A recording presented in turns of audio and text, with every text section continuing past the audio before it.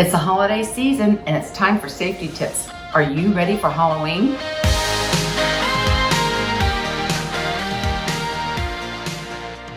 Hi there, it's Robin Burdette with Remax, and I'm so excited today to have one of my wonderful clients and an emergency medical technician out in Loudoun County here to help give us some really great advice on what to do this Halloween to make sure you're being safe.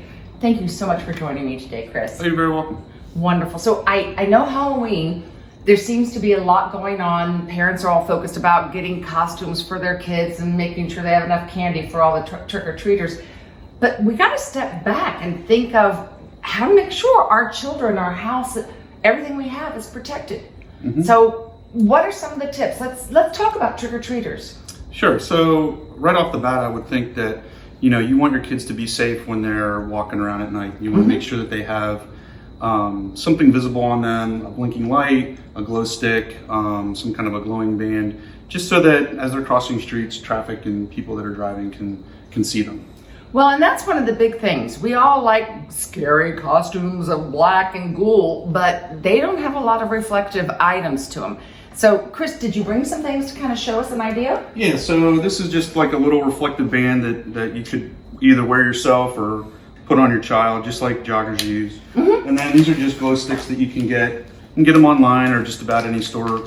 You just break them and they just glow at night. And they usually have a string on them that you can hang somewhere on your costume or a bag or something like that. Well, especially remember, we are in the fall, but with the daylight savings time that we're falling back earlier, darkness is going to come earlier. So this is really, really critical for you guys to take care of your kids.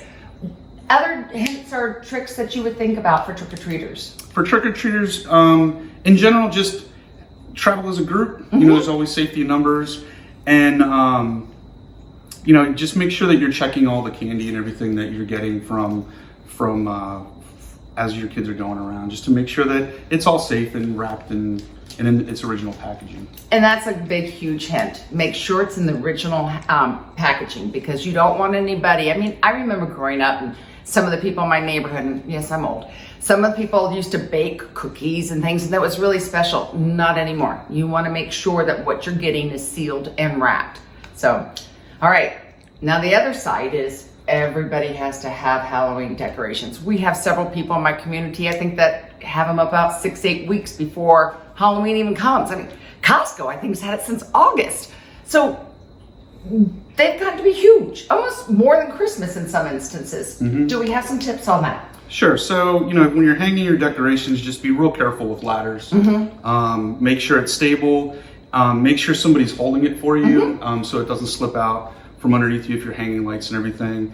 And then, you don't ever want to overload your circuits. And if you're putting up any kind of decoration, just make sure you check all the cords and make sure that they haven't gotten frayed or exposed from being in storage all year.